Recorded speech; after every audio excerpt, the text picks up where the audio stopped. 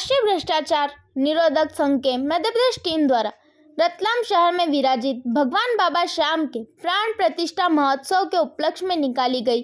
द्वितीय वर्ष की नगर भ्रमण यात्रा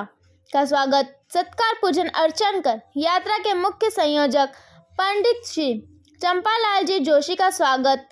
सत्कार शाल श्रीफल से किया गया। उसी के साथ समस्त भक्त मंडल व यात्रीगण को केसरिया दूध का प्रसाद भोग वितरण किया गया व बाबा श्याम से भ्रष्टाचार मुक्त भारत की कामना कर आशीर्वाद प्राप्त किया। जहां उपस्थित व सहयोगी पदाधिकारी गण रहे बसंतीलाल पाटीदार सदस्य, रविराज सदस्य, हेमंत राठौड़, राहुल मकवाना प्रचारक, नरेंद्र सोनगरा मीडिया प्रभारी,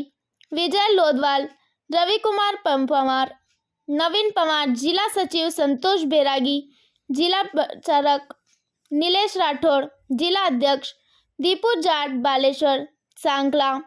दीपक राठौड़, राकेश नागर, प्रवीण परमार, अशोक दुबे,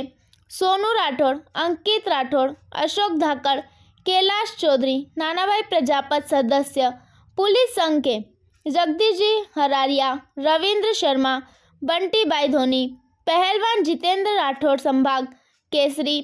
हरिओम, चंपालाल, बाबूलाल, पंडित प्रदीप जोशी प्रदेश सचिव,